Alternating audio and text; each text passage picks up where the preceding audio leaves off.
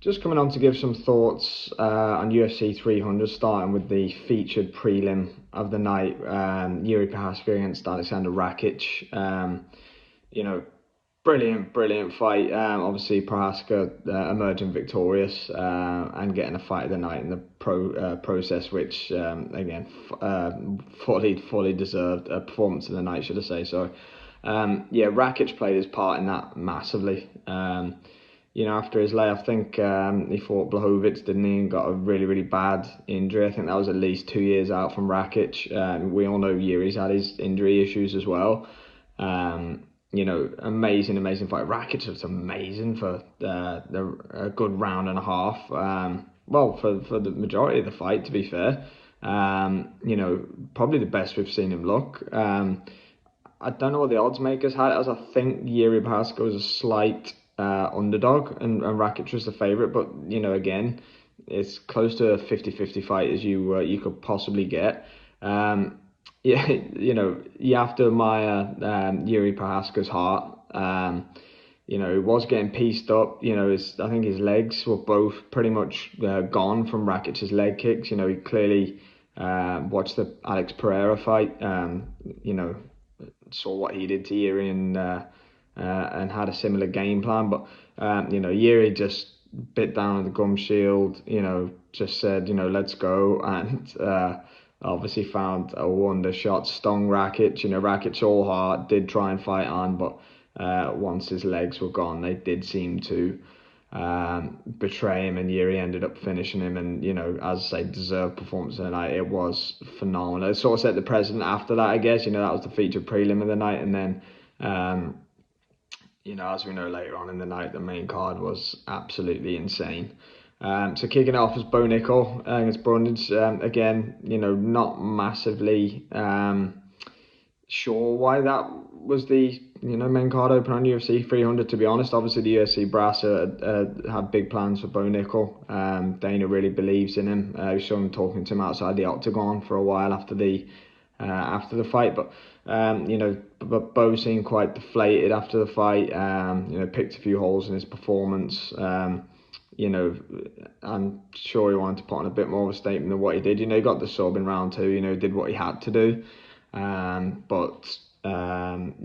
Not in as many style points as he would have liked to. So Fluffy Hernandez fight, he mentioned Anthony Hernandez after the fight. I really like that one. I think Karpolov he mentioned too. He's only 6-0. He's a relative novice in the sense. I think he mentioned he wants titles at 10-0. So if he wants that, he's going to have to really step through the levels in the next 2 or 3 to get to the ranking that he needs to. But clearly, he has a lot of backing, and his fights as he moves up will be fun. Arman against Charles, very interesting fight. I edged it to Arman in the end. I think he just about did enough. Charles' submission attempts, the guillotine in the first round. You could see he had a real squeeze on Arman there. Arman so relaxed and believed in himself. To get out. Not many people would escape that position from Charles Oliveira, if any. Again, to the last sort of 20 seconds of the fight, Oliveira had him in a little bit of trouble by the looks of things, but again, Arman was so relaxed. I think he had Charles winning the first and Arman winning 2 and 3. I think Arman did enough in the third before Charles had his moment towards the end of the fight to just about do enough. Obviously they've announced Dustin against Islam now for 302. Arman, I'm assuming, will wait out and maybe do Abu Dhabi with Islam for the belt. I don't know. It's interesting now because Gaethje was right there, but now he's lost, which we'll come to in a minute. You'd have to think after beating Charles Oliveira that Arman is next in line, and I gather maybe towards the end of the year you could look at Justin Gaethje against Oliveira too. Winner's probably back in line for a belt. So I just about had Arman winning. That's very impressive to beat Charles Oliveira. I like Oliveira Gaethje too after the both of them lost last night, but Gaethje needs time out. Yeah, I mean the BMF fight, absolutely incredible. Best finish in UFC history. Couldn't argue with it, could you? I don't think. Very Yair against Korean Zombie esque, but the difference was, and what made it so incredible for Max Holloway's side, is he was miles ahead on the cards. He could have easily just danced away around. Not that it's in his nature anyway, but we've seen him do it before. Ricardo Lamas. Um, there's a few, I can't remember the other fights that he's done, but he does point down to the ground and he will go for it. But what makes it so incredible and so unbelievable that he did it is that could have easily been him face first on the canvas after being, well, he's well on his way to a 4-1 victory on the cards. Just so easily could have been himself, because if Gaethje landed the hard, I know Max is, arguably was dropped last night. It was a flash knockdown more than anything. He's never been knocked out, and he gave Justin Gaethje the opportunity to knock him out in the last 10 seconds of that fight. But wow, your viral clicks, your impressions, everything like that. Max Holloway stood up and he delivered last night. That was unbelievable. When he fought Dustin the first fight at 55, he didn't look. I think they were saying on the broadcast, DC was calling him Muffin Top Max.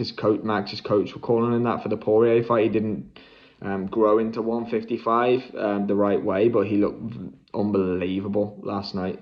Um, you know, I know the Elia fight was mentioned. I know obviously Islam's fighting Dustin, but that was kind of mentioned. I'd actually like to see him stay at 155, but if he wants the Elia fight, then let's do it. Absolutely incredible. It looked, I for one, and many other people I think thought after the third fight with Volkanovski that Max could have been on the slide, but how wrong were we? To do that with Justin Gaethje.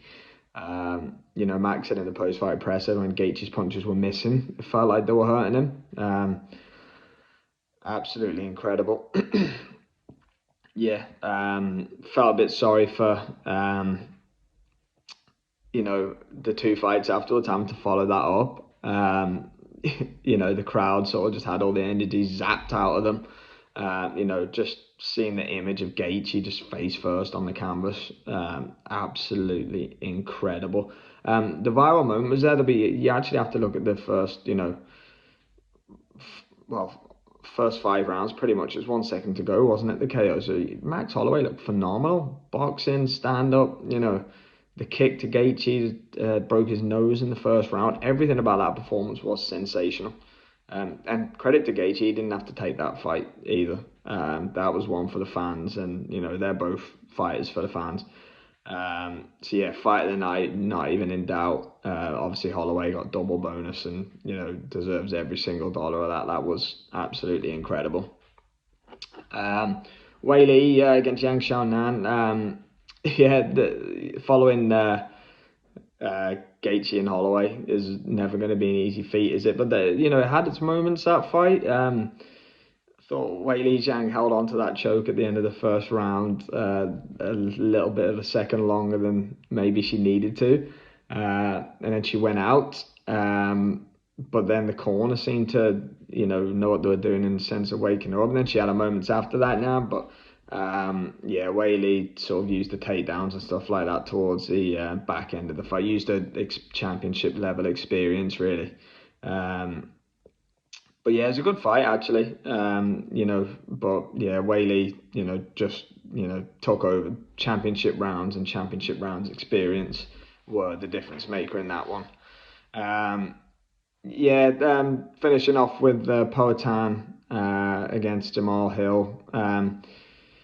It's a weird one. I saw a video of Hill getting Pereira to sign his hoodie earlier in the week, and his energy was very, very different to what it became like the day or two before the fight. He became very tense, very on edge. He annoyed Pereira, I think. Whereas it was very, jovial on the Monday, Tuesday of fight week. Obviously broke Pereira's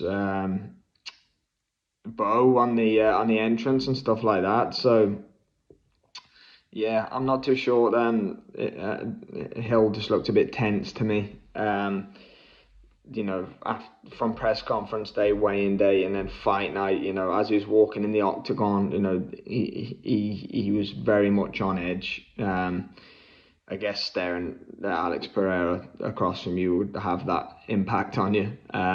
But what a fighter. Again, he gets his, probably be talked about more if the Holloway Gaethje thing didn't happen. But Herb Dean, he gets kicked on the um, in the privates by Jamal Hill. Is right on his cup, and Herb Dean effectively steps in to give him a bit, and he calls Herb Dean off, and then lands a left up from hell on Jamal Hill, follows up with a ground and pound, and then cues the iconic celebration, which I think was a response to Jamal Hill earlier on in the week, or press conference weigh-in where he was giving Pereira a little bit. But yeah, what a performance. That guy is insane. His striking is unbelievable. They talk about 301 getting him back out, but then I heard he hurt his foot, so I'm not too sure. But Tom Aspinall, I'm all in. I'm all in for Aspinall against Poatan. Let's do it. Jones and Stipe, God knows what's going on with that. Tom needs a fight. I don't know if they'll do that in Manchester. That would be more the McGregor Chandler card, I think. So it'd be interesting. Obviously Aspinall would want to fight in the Manchester card. I couldn't see them doing Aspinall Pereira on that, but I guess you never know. I think more realistic would be co-main to McGregor Chandler, but either way, that would be incredible. And you just can't write Alex Pereira off. Obviously I think Tom would be rightfully favourite in that fight. Especially with his advantages on the ground. But Alex Pereira needs one shot, and that man can rehydrate to 230, 240 when he's cutting to 205. Doesn't matter if that man lands one shot. And they kept mentioning the Francis Ngannou speed, the machine where Pereira has more punching power than Ngannou. They were liking that on the broadcast last night. But yeah, I think that's a great fight. I think do it for the interim heavyweight belt. Let Alex try and make some history. I think that at 205, you need to see Yuri against Ankalaev to get your number one contender for Pereira's belt. I think there's no clear number one contender after that. Ankalaev probably was next in line, but Yuri again with a huge win over Rakic. I think you have to do that 5 rounds. You can do this as a fight night main event, or you can do it as a second or third fight from the end in a pay-per-view. I like that. As for Hill, I like Rakic. Let's do Hill Rakic. Both had knockout defeats, and winner gets right back where they want to be. Yeah, I love that fight. I think that's there for the making. But yeah, absolutely unbelievable card. Announced Strickland, Costa, and Dustin against Islam for 302 New Jersey, and then you've got McGregor Chandler for International Fight Week, which feels like it's probably been done forever. Yeah, strength of schedule huge. Lots and lots of big nights to come. But UFC 300 overall, your viral moments, everything about it absolutely delivered from top to bottom. Absolutely brilliant.